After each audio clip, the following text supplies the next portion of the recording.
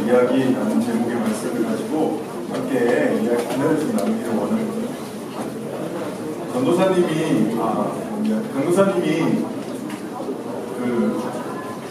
옆에 강도사가 뭔지 몰라 어차피 학교 기도회를 간 적이 있어요. 고개 들어줄래요? 그래서 사람이 이야기를 하면 쳐다보는 게 예의예요. 전도 축제가 아니라 학교 기도회를 갔는데 한 아이가 여기 있을 거예요. 저를 딱 보더니 설교를 짧게 하는데 지루하게 하는 목사님이다. 그게 똑같은 말이라도 지루하지만 짧게 하는 전도사님이다랑 짧게 하지만 지루하지 다르잖아요. 그렇죠? 그래서 살짝 듣고 처음에 웃으면서 그러냐고 했는데 집에 돌아오는 차 안에서 굉장히 계속 묵상이 되더라고요. 짧게 하는데 지루하다. 이렇게 지루한가? 좀 자존심 상하는데 막 그런 생각이 드는데 오늘은 저도 강도사님이 화면을 잘 안 쓰거든요. 예배할 때 말씀을 전할 때 가능하면 들리는 설교를 하고 싶어서 또 그게 강도사님의 사명이라고 생각해서 화면을 안 쓰는데 오늘은 전도 축제니까 특별히 화면을 좀 보면서 이야기하겠습니다. 성경책은 잠깐 내려놓으셔도 되고요. 앞에 화면을 좀 봐주시면 감사하겠습니다. 성경을 보도록 하겠습니다. 누가복음 24장 1절부터 12절까지인데요. 앞에 있는 절은 제가 읽고 뒤에 있는 절은 여러분들이 읽고 마지막 12절은 함께 읽도록 하겠습니다. 제가 먼저 읽을게요. 일주일의 첫째 날 이른 새벽에 여자들이 준비한 향료를 가지고 무덤에 갔습니다. 제가 보기엔 이거보다 더 큰 목소리 나올 것 같은데 화면 보고 읽어주세요. 그들이 안으로 들어갔으나 예수님의 시신이 없었습니다.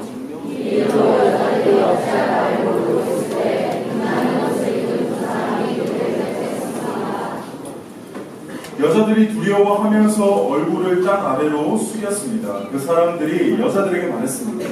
어찌하여 살아있는 분을 죽은 사람들 가운데서 찾느냐?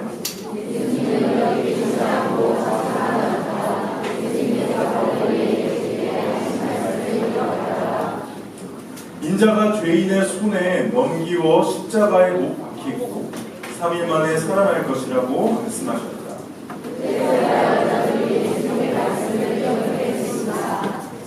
그리고 무덤에서 돌아와 이 모든 일들을 11 제자들과 나머지 모든 사람에게 알렸습니다.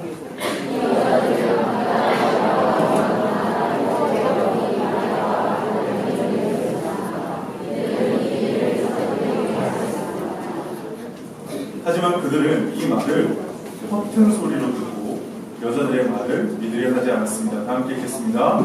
그러나 베드로는 일어나 무덤으로 들어갔습니다. 밤에 들여다보았지만 수익한 후에 있었습니다. 베드로는 이것이 어떻게 된 일인가 이상히 여기면서 집으로 돌아갔습니다. 아멘. 여러분들은 교회하면 무엇이 떠오르십니까? 네? 벌써 답을 말해버리는 수가 없는데 교회하면 떠오르는 게 뭐예요? 네, 십자가죠. 십자가를 보면 진짜 이런 목걸이를 하거나 귀걸이를 하는 사람도 있을 겁니다. 그리고 여러분들 밤에 이렇게 십자가가 많은 불빛 본 적 있으세요? 우리 한국은 정말 특이한 나라라서 저 교회에서 저 빨간색 십자가 여러 모양으로 할 수 있잖아요. 근데 다 저렇게 빨간색 모양으로 카드다 세워서 밤이 되면은 다 저렇게 보이게 마치 공동묘지인 줄 착각할 정도로 십자가를 되게 좋아합니다. 그럼 십자가가 무엇입니까? 십자가 뭐예요? 구원. 죄송해요. 아니에요. 십자가는 로마 시대 때 가장 잔인하기로 유명했던 사형 집행 제도입니다. 얼마나 잔인했냐면 저 십자가형에 처해지는 것은 심지어 로마 시민들은 아니고 반역한 식민지 사람들이나 노예들만 십자가형에 처했습니다. 저 십자가형은 그야말로 죽을 때 그냥 곱게 못 죽이겠어. 너 진짜 한번 죽어봐. 죽을 때까지 죽어봐 할 정도로 고통스러운 방법이 십자가형이죠. 여러분들이 알고 있는 사형 제도 중에서 고통스러운 방법으로 죽이는 사형 제도 뭐가 있나요? 인기처참. 네, 사극 많이 나구나. 인기처참이 뭐야? 이렇게 팔하고 다리에 팔하고 다리에 줄 묶은 다음에 줄 묶어서 동물 달리게 해가지고 동물 달리게 해서 네, 사진을 찢어 죽이는 거 말하는 거지? 네. 네, 정확하게 틀렸어요. 그게 처참이 아니라 어혈병이에요. 공부 열심히 합시다. 어혈병. 능지처참이 뭔지 아세요? 능지처참이 그게 아니에요. 이게 약간 19세인데 사람을 나무에 매달아 놓고 팔다리를 묶은 다음에 어떻게 죽이냐면 회를 떠서 죽이는 게 진짜예요. 근데 회를 떠서 죽이는데 일찍 죽으면 누가 처벌받는 줄 알아요? 집행하는 사람이 처벌받아요. 그래서 조금씩 회를 떠서 죽여요. 인터넷에 찾아보면 그 장면 사진 나오니까 절대 찾아보지 마요. 라고 하면 찾아볼 거죠. 토할 거야. 그게 능이죠. 그런 종류의 사형제들. 그거 뭔지 알아요? 십자가가. 왜냐하면 사람을 십자가에 딱 목을 박은 다음에 팔, 다리, 옷을 딱 받고 저기는 이제 안 바꾼 형태 나왔는데 저 상태로 매달아 놓으면 그냥 뭐 괜찮을 것 같죠? 굉장히 인간이 느낄 수 있는 가장 극렬한 고통을 다 당하는 곳이 바로 십자가입니다. 진짜 웃기지 않아요? 사랑을 가르치는 그 종교잖아. 종교의 상징이 십자가야. 생각을 해보세요. 여러분들 거열형 형태라든가 뭐 아니면 상징으로 아까 말했던 그 팔다리 다 묶어가지고 하는 그 장면을 그런 형상을 한 교회에 딱 상징이 붙어있다고 생각해보세요. 사람 내장이 펼쳐져 있는데 밧줄이 묶여있다. 그런 걸로 교회라 표시를 하면은 웃길 것 같지 않아요? 그렇죠. 근데 지금 그 웃긴 상황인 거예요. 왜 십자가를 교회의 상징으로 하고 있느냐? 왜일까요? 여러분들 앞에 보고 있는 저분 때문에. 우리가 믿고 있는 예수라는 한 사람이 뭐로 죽은지 아세요? 바로 십자가로 죽었거든요. 근데 저 십자가로 죽은 사람 되게 많습니다. 70년도만 하더라도 70년도가 아니지. 70년에 디투스 장군이 유대를 점령할 때 그때 유대인들 하도 반란군들이 많으니까 하루에 500명씩 십자가에 쳐달아 죽였어요. 그래가지고 십자가를 더 이상 박을 장소가 없을 정도였다라는 기록이 남아있을 정도로 십자가로 죽은 사람은 굉장히 많습니다. 근데 왜 우리는 이 십자가에 못 박혀 있는 이 사람을 교회의 상징으로 만들어야 되죠? 왜일까요? 교회 다닌 사람들 답 좀 해봐. 왜일까요? 부활해서 그렇잖아요. 십자가에 못 박혀 죽은 모든 사람들은 부활 못했는데 단 한 사람, 이 예수라는 사람이 다시 살아났다고 저와 여러분들, 특히 지금 교회 오래 다녔던 친구들 나랑 같이 믿는 거 아닌가요? 선생님들 저랑 같이 믿고 있지 않나요? 믿고 있죠. 잘 봐요. 선생님들 이상한 거 되게 믿고 있는 거예요. 사람이 죽었다가 살아났다는 거예요. 교회는 사랑을 가르치는 거 맞아요. 교회는 뭐 오면은 농구도 할 수 있고 좋은 친구들도 사귈 수 있고 뭐 많아요. 근데 제일 중요한 건 뭐냐? 교회 다니는 사람들은 진짜 이상한 걸 믿고 있는데 사람이 죽었다가 다시 살아났다는 걸 믿고 있다는 거예요. 오늘 이걸 처음 들은 사람 빨리 좀 나오고 싶죠? 내가 요즘 뭐하러 듣고 있지? 오늘 그 이야기를 좀 보도록 하겠습니다. 전도사님이 오늘 새 친구들이 분명히 있을 거란 생각을 갖고 어떤 성경 본문을 같이 이야기하고 나누면 좋을까 했는데 좀 재미는 없지만 가장 중요한 바로 그 사람이 죽었다가 살아났다고 처음으로 목격한 그 장면의 증언들만 가지고 왔습니다. 한번 같이 읽어보면서 보도록 하겠습니다. 우리 1절 읽어보겠습니다. 시작! 일주일에 첫째 날 이른 새벽에 여자들이 준비한 향료를 바치고 주인공은 누구죠?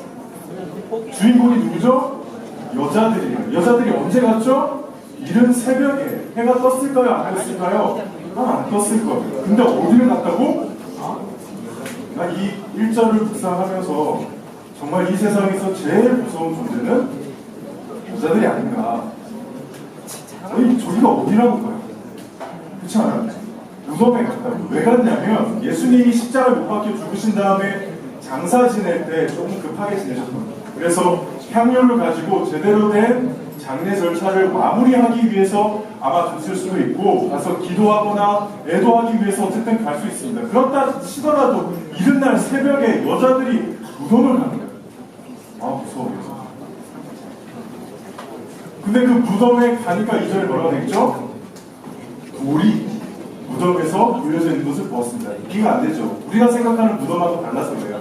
저기 이스라엘 백성들이 살았을 때는 무덤을 저기 굴에다가 구멍을 파놓고 저 안에 시체를 넣어둘 자리를 마련한 다음에 입구를 저 큰 돌로 막아놨었습니다. 그렇기 때문에 딱 갔을 때 저렇게 입구에 막혀 있어야 될 돌이 열려 있는 걸 보면 여러분들 기분이 어떨 것 같습니까? 안 무서울까? 난 되게 무서울 것 같은데 무섭잖아요. 근데 이 여자는 안 무서운가 봐. 어떻게 했냐면 그 안에 들어갔대요. 아, 여자들 대단해. 그 안에 들어갔으나 뭐가 없는 걸 확인했다고요? 시신이 없는 걸 확인했습니다. 예수님의 시신이 저기에 눕혀져 있어야 되는데 사라졌어요. 이런 새벽에, 해도 잘 뜨지 않은 새벽에 여자들이 무덤에 갔어요. 갔는데 무덤 문이 열려있고 안에 시체가 사라졌습니다. 무슨 현장이라고 합니까? 사건 현장이라는 거죠. 뭐가 사건? 무슨 사건? 시체 절도 사건이 일어나는 거죠. 아니, 이런 거 뭐 안 봤나? 시체 절도 사건이 일어나는 거죠. 그러면 이 상황을 보고 뭐라고 판단해요? 그렇죠? 시체를 누군가가 훔쳐갔다고 생각하지 설마 저기 시체가 준비가 돼서 걸어나갔다라고는 생각 안 한다는 거죠. 맞습니까? 여기까지 따라오고 있죠? 4절 읽겠습니다. 시작. 이 일로 여자들이 어찌할 바를 모르고 있을 때 빛나는 옷을 입은 두 사람이 그들 곁에 섰습니다. 여자들이 두려워하면서 얼굴을 땅 아래로 숙였습니다. 시체는 사라지고 두 사람이 있는 것을 목격했어요. 그럴 수도 있지. 두 사람이 있는 걸 목격했지. 두 사람은 누굴까요? 아니에요. 용의자지, 용의자. 그렇지 않아요? 딱 갔는데 시체가 있어야 될 시체는 없고 웬 두 사람이 딱 앉아 있는 거야. 뭐예요? 용의자지, 용의자. 혹은 목격자일 수도 있겠네요. 그렇죠? 근데 이 사람이 되게 이상한 말이에요. 믿을 수 없는 말입니다. 그 사람들이 여자들에게 말했습니다. 어찌하여 살아있는 분을 죽은 사람들 가운데서 찾느냐? 예수님은 여기 계시지 않고 다시 살아나셨다. 여러분들 생전에 시체가 다시 살아난 것을 경험한 적이 있습니까?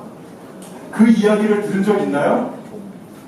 잠깐 기절했다가 살아난 거 말고 분명하게 죽은 지 이틀 3일 이미 그러니까 장례식장에서 제사를 다 하고 관에 들어갔는데 관에 들어간 사람이 살아났다라는 얘기를 들어본 적 있나요? 그냥 물어볼게요. 시체는 살아날 수 있습니까? 없죠. 없습니다. 시체가 다시 살아나는 일은 없습니다. 영화 속의 시체를 다시 살려 좀비를 만드는 건 있는데 그건 영화 속 이야기고 지금 저와 여러분이 절대 믿을 수 없는 내용이 있으니 시체가 다시 살아나는 거죠. 지금 제가 우리 이현주 목사님 어제 죽었었는데 어제 더웨브 집회하다 오다 사고 나서 죽었었는데 아니면 저희 불꽃놀이 축제하는데 불꽃에 맞아서 죽었었는데 오늘 아침에 다시 살아나셨어요 라고 제가 말하면 그거 믿을 사람 없잖아요. 당연한 거 아니에요? 어떻게 시체가 다시 살아납니까? 그러면 여자들의 반응도 어땠어야 될까요? 말도 안 되는 거지. 여기까지 동의하시죠? 네, 시체가 살아나는 건 말이 안 돼요. 지금 선생님들도 그리고 강도사님도 그리고 이 자리에 예수를 믿고 있는 사람도 시체가 살아난다고 믿고 있는 건 아니에요. 근데 그 상황에서 아주 중요한 말을 그 두 사람이 이야기를 합니다. 이게 되게 중요해요. 우리 6절과 7절을 한번 다 함께 읽어보겠습니다. 시작! 예수님께서 갈릴리에 계실 때에 하신 말씀을 기억하라. 인자가 죄인의 손에 넘기워 십자가에 못 박히고 3일 만에 살아날 것이라고 말씀하셨습니다. 그 시체가 살아있을 때, 그 시체라고 좀 그렇네요. 죽은 예수님이 예전에 살아있을 때 이런 말을 했다는 거예요. 나는, 저 인자라는 표현은 예수님이 자신을 지칭하는 표현입니다. 나는 죄인의 손에 넘겨서 십자가에 못 박히고. 이거 일어났습니까? 안 일어났습니까? 일어났어요. 그리고 나서 뭐라고 했어요? 3일 만에 살아날 거라고 얘기를 했었다는 거예요. 근데 그게 그때서야 여자들이 예수님의 말씀을 기억해낸 거죠. 옛날에 이랬거든요. 예수님이 살아계실 때요, 인자가 이방인들에게 넘겨져 조롱을 당하고 모욕을 당하며 침뱉음을 당할 것이다. 그리고 이방인들이 인자를 채찍질한 후 죽일 것이다. 그러나 3일 만에 다시 살아날 것이다. 우리 스승님이 이런 말 하고 다니면, 지금 옆에 있는 선생님이 이런 말 하고 다니면 어떤 반응이 보일까요? 저 반응이 보이겠죠. 제자들은 이 말씀을 하나도 이해하지 못했습니다. 이 말씀의 뜻이 감춰져 있어서 제자들은 예수님이 하시는 말씀을 이해 못했습니다. 우리 예수님 되게 이상해. 맨날 자기가 죽을 거래. 그리고 자기가 다시 살아나요. 죽을 거라는 말도 좀 싫었어요. 왜냐하면 당시 예수님은 부동의 대권 후보 1위였거든요. 가만히만 있어도 왕이 될 수 있는 사람이었거든요. 근데 자꾸 죽을 거래. 왜 이렇게 불안하게 시지? 근데 죽고 나서 다시 살 거라고 계속 말하는데 이해가 안 되는 거예요, 제자들. 여러분들은 이해되십니까? 안 되죠. 안 됐는데 그 생각이 언제 났다는 거예요, 여자들이? 그 아까 무덤 앞에서 시체는 사라지고 그 앞에 두 용의자가 나한테 말해주는데 예수님이 예전에 이렇게 말한 적 있지? 그거 기억해. 라고 얘기를 하는 거예요. 이게 기억이 났던 거예요. 그때서야 여자들이 예수님의 말씀을 기억했습니다. 정리할게요. 한 번 죽은 사람이 다시 살아나는 일은 절대 없습니다. 강도사님 그거 안 믿습니다.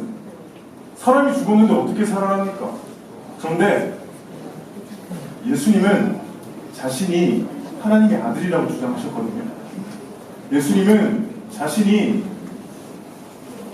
하나님으로 갈 수 있는 유일한 길이라고 주장하셨고, 예수님은 자신이 하나님으로부터 온 사람이라고 주장하셨고, 예수님은 하나님이랑 하나라고 주장하셨거든요. 근데 그 하나님이라고 주장한 예수님이 죽었다가 다시 살아난 거죠. 그럼 뭐가 되는 거예요? 저는 이렇게 생각합니다. 자기가 했던 말을 증명한 거죠. 그렇습니다. 예수님은 하나님이셨습니다. 예수님은 하나님의 아들이셨습니다. 예수님은 성자 하나님이었습니다. 그래서 예수님이 십자가에 못 박혀 돌아가신 그 사건을 우리는 그냥 한 죄인이 죽은 것으로 보지 않는 겁니다. 한국에는 자칭 하나님이라고 하는 사람이 44명이 있다고 합니다. 몰라요. 이게 정확한 개수인지는. 삼각기도원의 자칭 메시아 예수가 황국주, 박태성, 조희성, 이현성, 되게 많네요. 그죠? 이 하나님들. 근데 이 하나님들 중에서 많이 죽으셨어요, 벌써. 이게 재림 예수님에 미혹해가지고, 이게 박태선인가, 안성인가, 이게 묘해요. 하나님이신데 죽으셨어요. 어때요? 하나님입니까? 네, 여기 중요한 거예요. 만약에 예수님이 정말 하나님이셨으면, 만약에 예수님이 정말 하나님의 아들이었으면, 그분은 죽으면 돼요, 안 돼요? 죽음 가운데만 계속 있으면 돼요, 안 돼요? 그러면 우리가 믿을 필요가 없잖아요. 제가 이 사람 안 믿거든요? 만약에 아까 그 44명 중에 한 명이라도 정말 죽었다가 살아나서 내 앞에 나타나면 나 믿을지 몰라요. 진짜 그럼 믿을게요. 근데 그렇게 한 사람 있을까 없을까? 없어요. 다 죽었어요. 다 그냥 저렇게 그냥 무덤 안에 계속 있어요. 근데 한 사람이 분명히 죽었는데 분명히 살아났다고 성경 말씀하고 있고, 그걸 증언하는 사람들이 자신의 목숨을 걸고 전하고 있습니다. 그러면 여러분들 한 번쯤 생각해 봐야 되는 거 아니에요? 이 세상에 여러분들 다 이해되고 과학적으로 설명되고 내가 봤을 때 경험된 일들만 일어나고 있나요? 신비하고 미스테리한 일들 안 일어나요? 혹시 이거는 내가 알지 못하는 어떤 영적인 비밀한 일이 일어난 거 아닐까? 라고 생각해 볼 만한 일 아닌가요? 그래서 예수님의 부활이 만약에 사실이면 첫 번째 아까 계속 얘기하고 있죠? 예수님은 누구였다고요? 하나님이셨어요.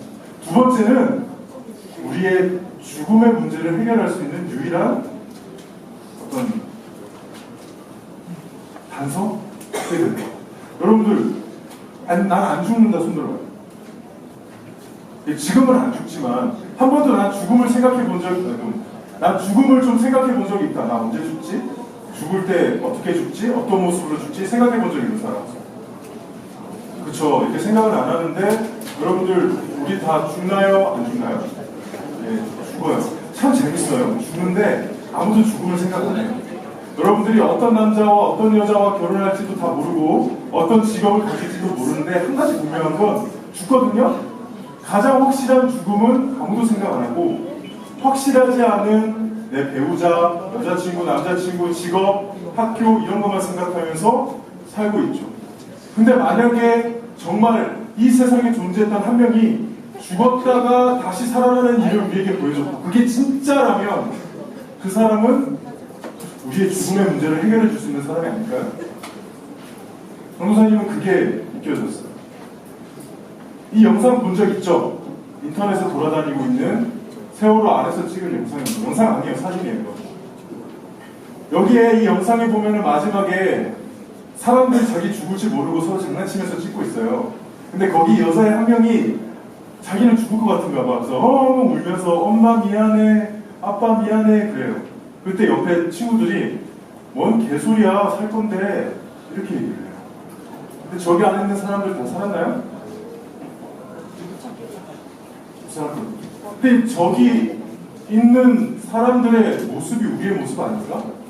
여러분들 아무도 다 죽을 거라고 생각 안 하잖아요. 근데 오늘 가다가 자동차 사고 한 번만 나면은 바로 죽을 수 있어요. 강도사님 아버지가 월요일날에 주일날 저녁에 신부전증이 오셨어요. 나는 우리 아버지가 벌써 그렇게 그런 나이라는 게 느껴지지 않아요. 너는 아버지 어머니한테 잘해라. 신부전증이 뭐냐면 심장마비 바로 전 단계예요. 그 자리에서 아버지는 신부전증이 왔는데 그냥 가슴이 좀 아픈가 보다 그러고 쉬고 있었대요. 근데 그러면 안 되고 빨리 갔어야 돼요. 그래서 조금만 늦으면 큰일 날 뻔했다고 하고 시술을 하셨다고 합니다. 그러면서 아버지가 하는 말이 죽음이 바로 내 그냥 앞에 있는 채 산다는 거를 처음 경험해봤대. 여기서 혹시 진짜 병원에 급한 것 때문에 끌려갔거나 혹은 수술을 받아보거나 한 사람들은 알 거예요. 죽음이라는 게 생각보다 우리랑 멀지 않다는. 근데 참 감사하게도 죽음을 극복한 사람이 있다는 거예요. 바로 누구예요? 예수 그리스도. 하나님께서 인간의 몸을 입고 오셔서 그 죽음을 극복할 수 있는, 죽음을 이길 수 있는 길을 주신 것이죠. 이 사실을 알게 됐습니다. 여자들 당연히 어떻게 해야 될까요? 빨리 가서 알려야겠죠. 9절. 그리고 무덤에서 돌아와 이 모든 일들을 열한 제자들과 나머지 모든 사람에게 알렸어요. 그러자 사람들의 반응은 어떻죠? 허튼 소리 하고 있네요. 여기서 허튼 소리는 원어적으로 보면은 정신병자가 정신착락 증세를 일으킬 때 하는 말을 허튼 소리라고 해요. 그렇게 본 거. 지금 정신병자가 말하고 있다라고 보고 있는 거예요. 당연하죠. 어떻게 사람이 죽었는데 다시 살아납니까? 그 말을 어떻게 믿으라는 겁니까? 지금 여러분들이 앉아서 저를 바라보면서 그 말이 돼요? 라고 하는 것처럼 당연히 죽었다가 살아났다는 이 이야기는 믿기 힘들어요. 근데 여기서 단 한 사람이 사실은 이제 요한복음 2면으로 나오는데 단 한 사람이 굉장히 특별한 행동을 합니다. 저는 개인적으로 여러분들이 이 사람이 됐으면 좋겠어요. 베드로입니다. 우리 12절 읽어보겠습니다. 시작. 그러나 베드로는 일어나 무덤으로 달려갔습니다. 안을 들여다 보았지만 수위만 놓여 있었습니다.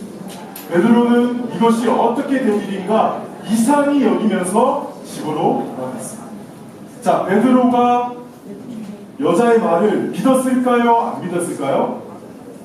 저는 안 믿은 것 같아요. 보세요. 이상히 여기기만 했다잖아요. 안 믿었는데 뭘 했죠? 무덤으로 달려갔어요. 다른 모든 사람들은 여자들이 예수님이 살아났대요. 예수님이 살아났대요. 근데 헛소리 하지 말라고. 이런 말도 안 되는 소리냐 할 때 베드로는 혼자 그 자리에 나와서 무덤으로 달려가 정말인가 하고 살펴봤다는 거예요. 정말 그 안에 들어가 보니 뭐가 있었어요? 수위만 놓여있고 예수님 진짜 없어요. 근데 참 여기서 보고 정말 예수님이 살아나셨구나 하면 좋겠는데 베드로도 믿음은 없었던 것 같아요. 이것이 어떻게 된 일인가 이상히 여기면서 어디로 돌아갔다고요? 지금 안 믿고 있어요. 근데 베드로가 했던 참 귀한 일은 뭐예요? 무덤으로 달려간 거예요. 오늘 우리 교회 처음 나온 사람이나 혹은 그냥 예수를 믿는 척하면서 교회만 다니고 오는 친구들한테 정말 이 말씀을 드리고 싶어요. 어차피 우리가 예수님을 내가 선생님 나 좀 봅시다 이렇게 할 수 없잖아요. 그죠? 하나님 저 좀 하나님 좀 봐야겠는데요. 이게 안 돼요. 대통령도 못 보잖아요. 우리가 보고 싶어도. 내가 언제든지 마음만 먹으면 볼 수 있는 게 하나님이면 그 순간 하나님이 아니에요. 미안하지만 하나님이 그 대통령보다 부산 시장도, 심지어는 나는 원로 목사님, 담임 목사님도 내가 보고 싶을 때 못 봐요. 근데 하나님이 내가 보고 싶을 때 언제든지 보는 분이다? 그럼 하나님이 아니지 그건.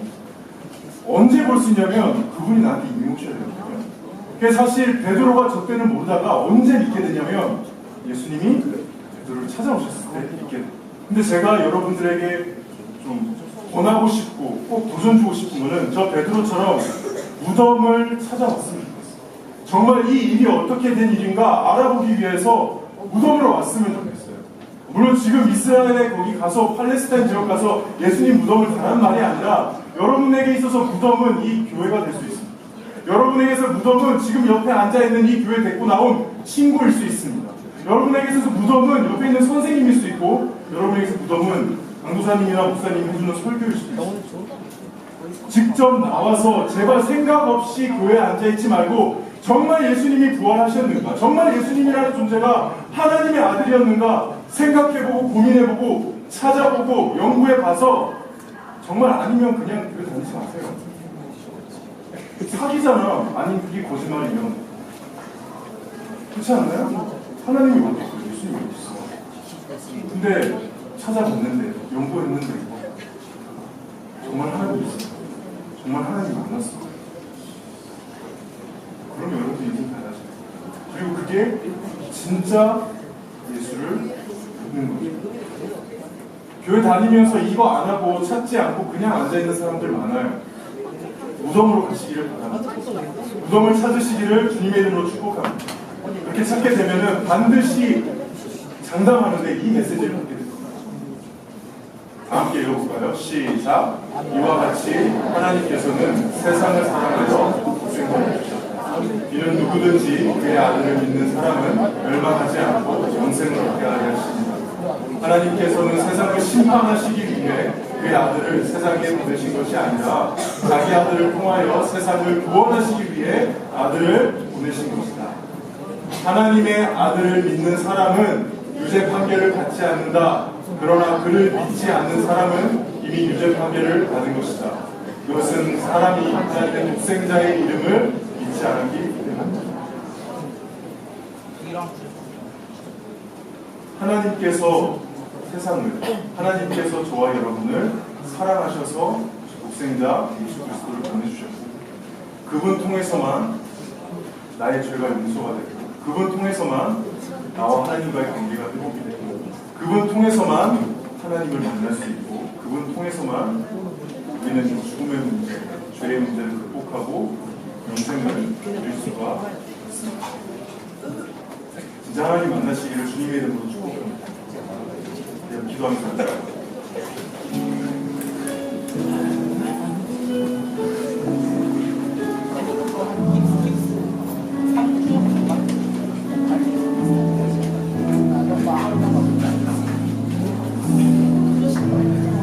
시간 다 함께 말씀을 좀 떠올리면서 기도했으면 좋겠습니다. 여러분들 조금만 조용히 해줄래요? 누구한테는 되게 진지하게 하나님 앞에 기도하는 시간이 있어요. 조금만 조용히 하고 큰 소리로 기도하지 않아도 좋습니다. 우리 인생을 잠깐 한번 돌이켜보고 생각해 봅시다. 여러분들도 만만치 않은, 녹록지 않은 힘든 인생 살고 있잖아요. 그렇죠? 네가 어떻게 앞으로 살아야 될지에 대해서 한 번쯤은 고민해 봤을 것이고, 지금 우리가 겪고 있는 슬픔과 아픔과 고통과 이 모든 문제들, 특히 내가 결국에는 이루고 싶은 거 다 이루고 성공하고 싶은 거 다 해도 나의 끝은 결국 죽음이라는 사실도 다 알고 있잖아요. 애써 생각하지 않는 것이 문제죠. 어떻게 사는 것이 정말 지혜로운 삶이고 어떻게 사는 것이 정말 성공적인 삶이겠습니까? 무엇을 바라보고 무엇을 고민해야겠습니까?